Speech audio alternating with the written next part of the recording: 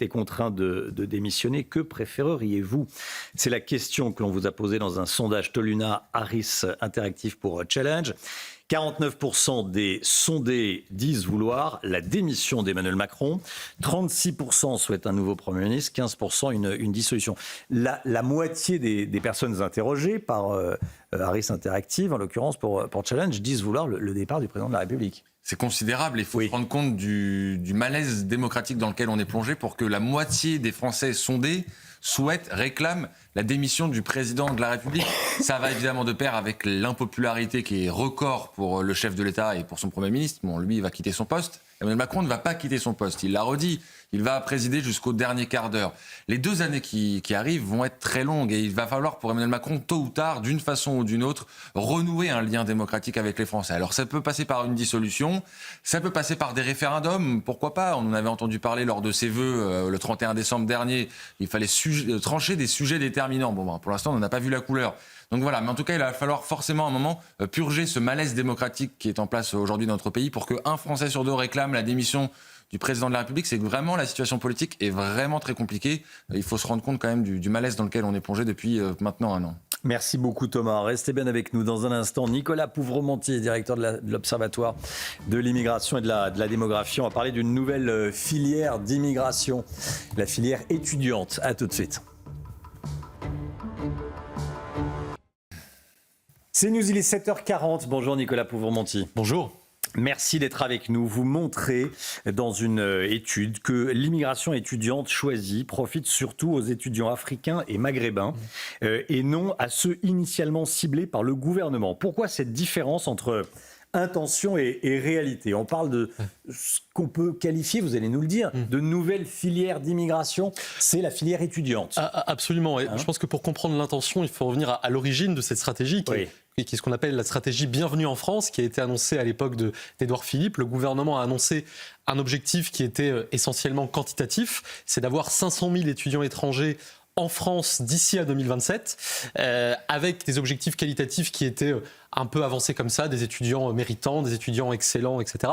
En vérité, le seul objectif fixé a été quantitatif. Et donc effectivement, on a eu une forte poussée en nombre de l'immigration étudiante. Le nombre de premiers titres de séjour pour motif étudiant a augmenté de 70% en 10 ans. Depuis 2022, d'ailleurs, le motif étudiant, c'est le premier motif d'octroi des titres de séjour en France. Et cette poussée, elle a été effectivement portée essentiellement par des flux en provenance du Maghreb et d'Afrique subsaharienne. Doublement du nombre de titres de séjour pour des étudiants maghrébins et du Moyen-Orient, triplement pour des étudiants d'Afrique subsaharienne. La sélection au mérite prévue par la stratégie Bienvenue en France, là dont vous nous parlez, mise en place par Édouard Philippe, elle est très peu appliquée en réalité, cette sélection au mérite. Comment est-ce qu'elle pourrait être plus effective?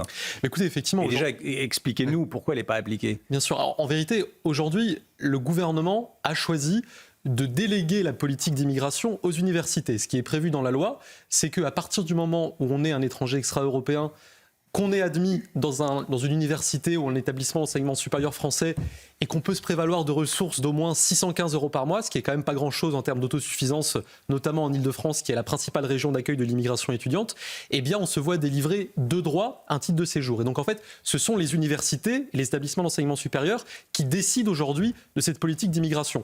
Or, ces universités et ces établissements, parfois par idéologie, parfois aussi par volonté de maintenir ouvertes des filières ou des écoles de qualité un peu médiocre qui n'attirent pas des étudiants français en les peuplant essentiellement par des étudiants étrangers, font le choix de faire de la quantité, de ne pas être très regardant sur la qualité. Et donc l'enjeu, c'est de reprendre cette capacité de contrôle gouvernemental. Ah oui, c'est-à-dire qu'il y a des filières médiocres qui n'aboutissent pas à un emploi forcément. Ça intéresse moins les étudiants français et on les maintient donc artificiellement en faisant venir des étudiants étrangers. Donc ce ne sont pas que des étudiants. Parce qu'en fait, s'il y a 400 000 étudiants étrangers mais qui travaillent sur l'IA, qui font médecine et qui nous décrochent des prix Nobel, franchement, alléluia. Hein.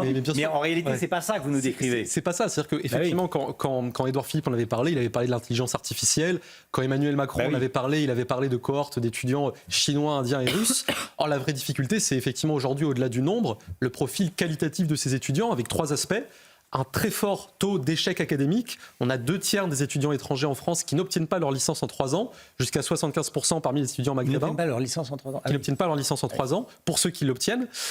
On a une très forte représentation, vous l'avez évoqué, dans des filières à faible débouché professionnel, et à l'inverse, une sous-représentation dans des filières où on a des vrais besoins, je pense notamment à l'ingénierie. Et on a enfin une troisième réalité, qui est une forte dépendance au système d'aide sociale. On a aujourd'hui 60% des aides d'urgence attribuées par les CROUS. Donc les CROUS, ce sont les centres régionaux d'aide sociale aux étudiants. 60% de leurs aides d'urgence sont accordées à des étudiants étrangers, qui ne représentent que 14% du total des étudiants. Donc c'est-à-dire que ça en fait moins pour les étudiants français, c'est ça ? Absolument. Et là où c'est encore plus frappant, c'est sans doute sur les résidences du CROUS. Vous savez, les logements étudiants. Oui. On a aujourd'hui 1/3 des places dans les logements CROUS qui sont occupées par des étudiants étrangers. Et évidemment, on sait à quel point c'est une tension chaque année, la question du logement étudiant. Et il y a un phénomène d'encombrement qui est tout à fait généré par l'immigration étudiante. Vous évoquez un coût net d'environ 1 milliard d'euros par an pour l'immigration étudiante et un faible retour sur investissement. Parce que tout est là.